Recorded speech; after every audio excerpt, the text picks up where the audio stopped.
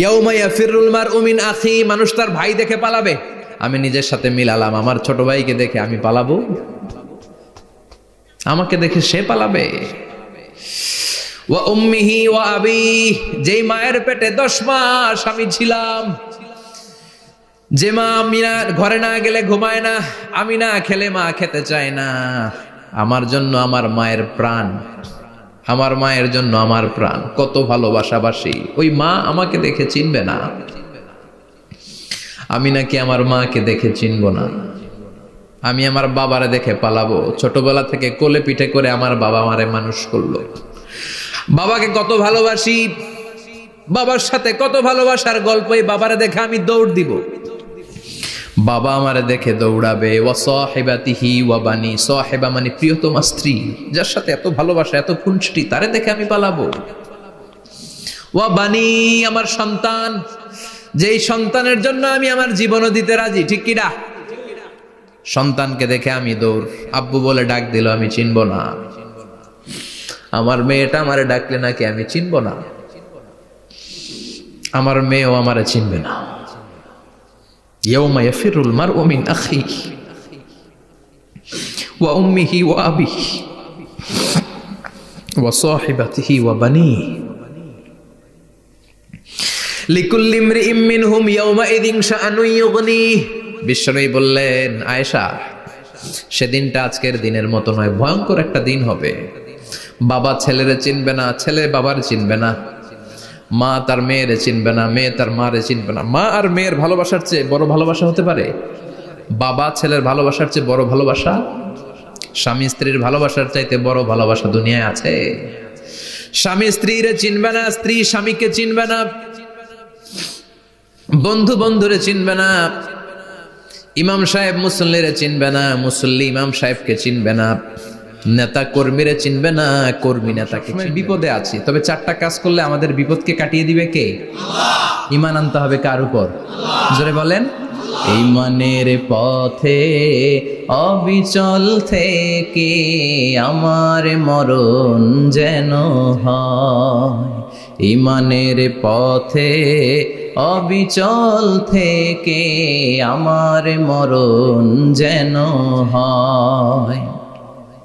তোমারই কাছে মিনতি আমার, তোমারই কাছে মিনতি আমার, মহামহিম দয়াময়,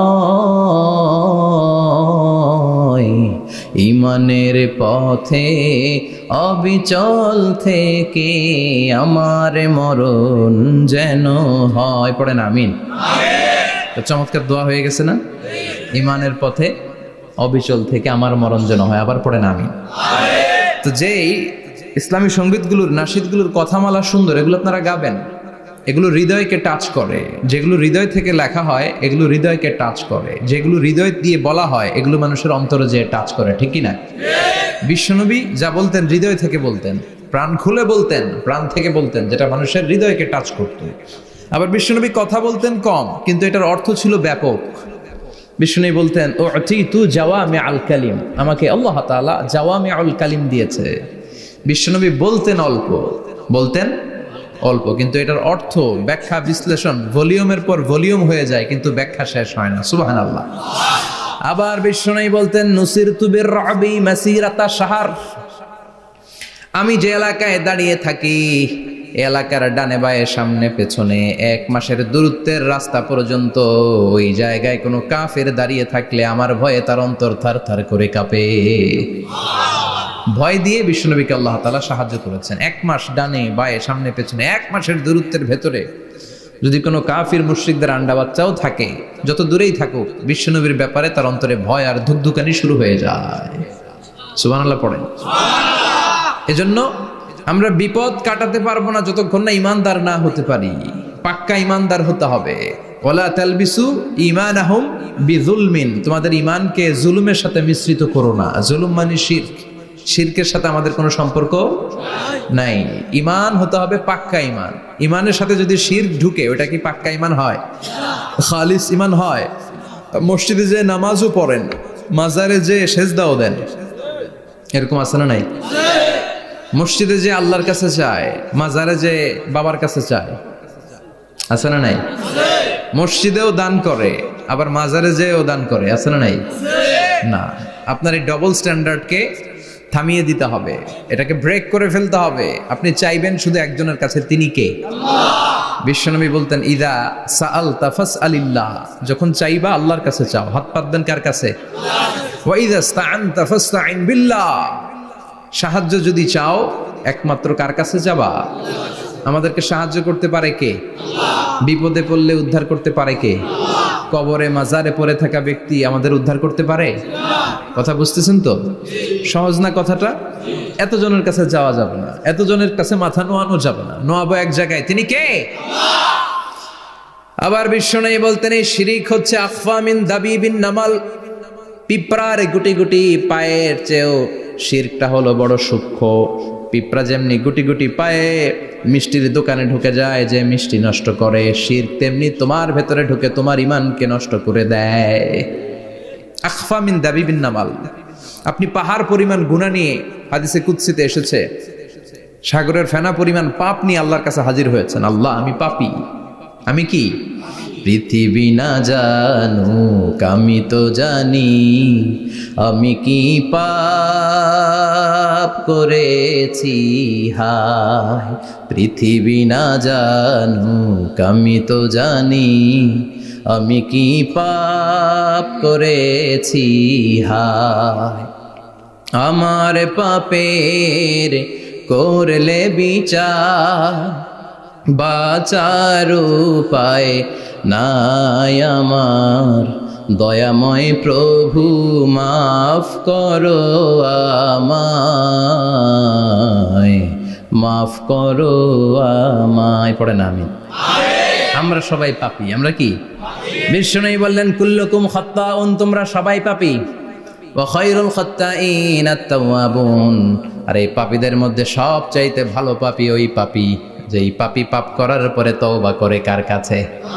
এজন্য আল্লাহ বললেন, ইয়া আইয়ুহাল্লাযীনা আমানু তুবু ইলাল্লাহি তাওবাতান নাসুহা, তওবার মতো তওবা করো, কান্নার মতো কান্না করো। চোখের পানি এটা একটা খুব পাওয়ারফুল একটা জিনিস, এটা আপনার পাপকে ধুয়ে মুছে সাফ করে দেয়, আপনাকে নিষ্পাপ বানিয়ে দেয়, ঠিক কি না?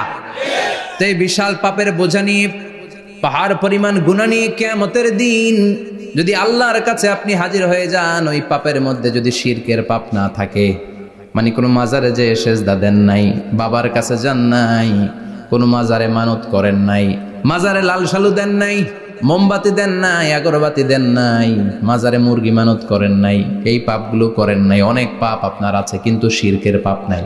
কোন পাপ নাই?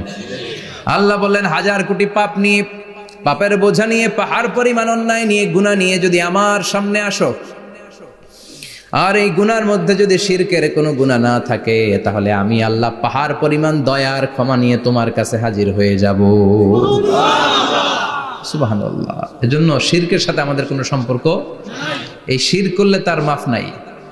ইন্নাল্লাহা লা ইয়াগফিরু আন ইউশরাকা বিহি, শিরক করে ফেললে আর মাফ নাই। এটা ভয়ঙ্কর, এটা ক্যান্সারের চেয়ে ভয়ঙ্কর। ক্যান্সারের অ্যান্সার আছে, শিরকের কোনো অ্যান্সার নাই। লা ইন আশরাকতা লা ইয়াহবাতান্না আমালুক, যদি তুমি শিরক করো, তোমার রোজা, নামাজ, হজ, যাকাত, জিকির গুলারে বাতিল করে দিবে কে? এজন্য শিরকের সাথে আমাদের সম্পর্ক আছে। এত ওয়াজ আমরা করি, তারপরে অনেক জায়গায় ছবিতে দেখি যে মহিলারা যে মাজারে সিজদায় পড়ে থাকে। এজন্য এটা ছড়ায় দিবেন, এই মাহফিলের কথাগুলো এই যে রেকর্ড হচ্ছে, এগুলো ছড়ায় দিবেন। গণসচেতনতার দরকার আছে। এই যত আমরা ট্রাই করে যাব, একটা সময় দেখবেন আমাদের এই সকলের একসাথে প্রচেষ্টার ফলে এই শিরক নামক ভাইরাস বাংলাদেশ থেকে আমরা বিদায় করে দিতে পারবো। চিল্লা এখন ঠিক কিনা? এজন্য